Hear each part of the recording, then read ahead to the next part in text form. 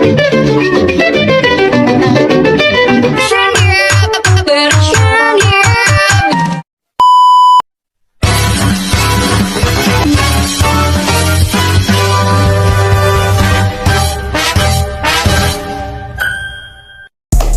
datang di podcast Markibat. Mari kita bahas. Perkenalkan, nama gue Mutiara. Perkenalkan, nama gue Sefira. Di sini kita kedatangan tamu yaitu halo, gue Arifah. Halo, gue Amanda. Sebelumnya kalau kita ngomongin sejarah nih, apa sih yang kalian pikirin? Perang atau konflik itu nggak sih? Iya, kayak konflik penjajahan, perang atau kayak kemerdekaan. Apalagi kan zaman dulu tuh negara-negara suka banget tuh yang namanya perang satu sama lain gitu kan ya. BTW mau podcastan kita kali ini bahas sejarah nih. Kalian udah pernah dengar belum sih tentang perpecahan Yugoslavia? Oh, pernah dengar perang saudara selama 10 tahun itu nggak sih? Terus kalau nggak salah runtuhnya Yugoslavia karena pemimpin negaranya si Joseph Broz Tito meninggal dan bubar Uni Soviet kan? Iya, mereka ngelakuin perang saudara selama 10 tahun kan? Dari 31 Maret 1991 sampai 12 November 2001. Jadi perang Yugoslavia ini perang saudara yang terjadi antara Yugoslavia dan negara-negara lain. Iya, benar banget. Kalau nggak salah tuh dia ada 6 negara gitu. Ada Serbia, Slovenia, Bosnia Herzegovina, Montenegro, sama satu lagi apa ya yang pernah menang di World Cup 2022 itu loh. Oh, ini Kroasia. Kalau singkat gue ya, sebagai MC di podcast saat ini, konflik puncak dari pertentangan antar negara sesama bagian Yugoslavia tuh Slovenia sama Kroasia ada teritorialnya nggak sih? Iya bener banget, padahal mah ya kalau di peta tuh letak Slovenia sama Kroasia tuh tetanggaan. Tapi hal ini malah menjadi mereka ribut buat ngelebarin wilayah teritorial negara masing-masing. Benar banget. Terus nah dampak dari konflik yang mereka berdua ini tuh bikin malah masalah tuh makin melebar gitu kan. Terus si Slovenia sama Kroasia milih buat mendeklarasikan negara wilayahnya masing-masing. Terus gara-gara merekanya pisah dari Yugoslavia ngebikin negara bagian lainnya tuh juga pengen ikutan pisah dari Yugoslavia. Terus gimana tuh? Setelah mereka misahin diri dari Yugoslavia, ada tindakan kan? Pasti ada dong, masa ya mereka diem-diem aja sih negara bagian pada misah gitu kan. Pasti Serbia sebagai negara utamanya gitu panik pastinya dong. Melihat negara bagiannya pada memisahkan diri, otomatis si Yugoslavia ini juga melakukan invasi ke negara bagiannya nggak sih? Iya.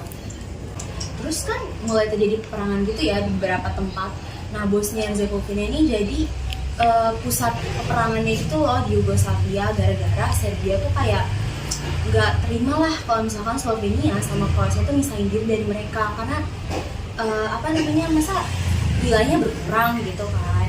Jadi konfliknya ada faktor internal sama eksternalnya ya gitu ya. Kehilangan pemimpin yang menyatukan bangsa-bangsa di Asia Selatan, kayak adanya kesenjangan sosial sama masalah ekonomi.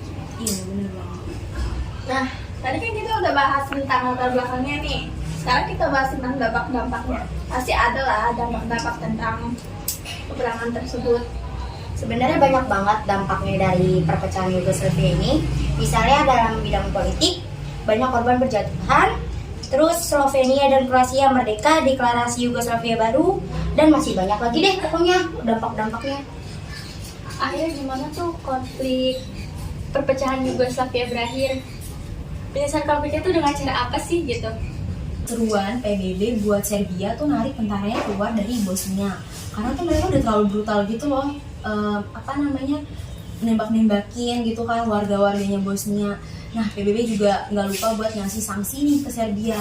Terus bukan cuma PBB doang yang turun tangan, ada juga negara-negara G7 turun tangan ngebantuin Bosnia dengan cara tuh mereka melakukan perundingan gitu loh buat ngehentiin Serbia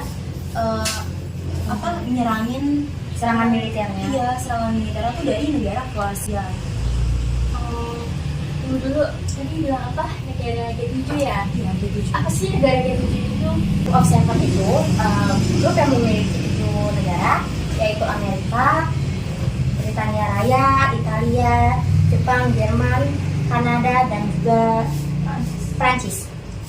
Uni Eropa juga memiliki kursi sendiri loh di G7 untuk mewakili Belgia, Belanda, Polandia, Spanyol, dan Swedia.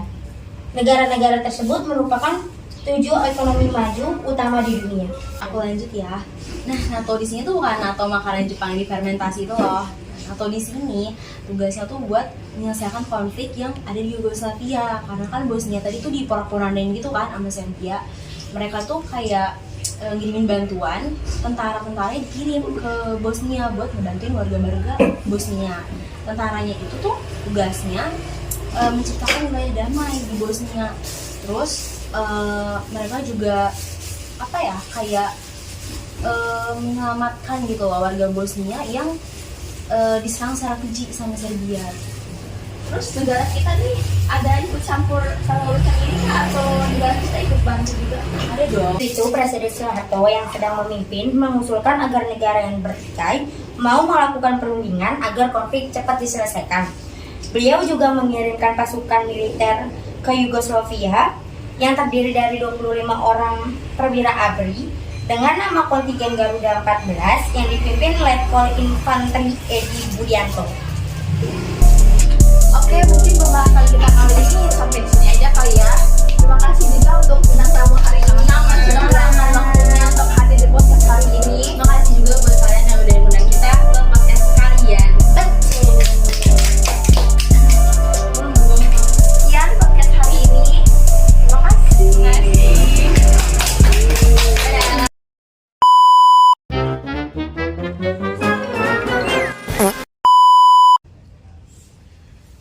Selamat datang di podcast Mari kita.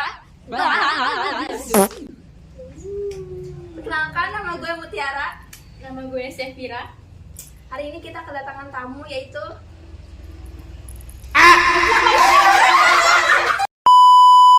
Okay. Kamera rolling and action. baik. Tadi juga Alifa dulu kan yang ngomong. Iya, cukup sekian tuh. Duh, terakhir gue yang ngomong ya. Apa lu? Emang apa sih nggak boleh? Sombong amat.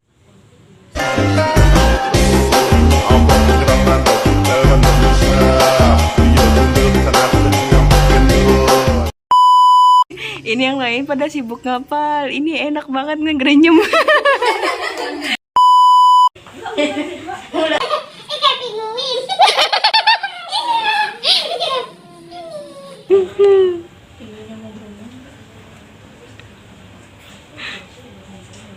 Muka gue penyok kali. Dia takut tempat sebelah anjir. Gue kali kan ya, tempat sebelah.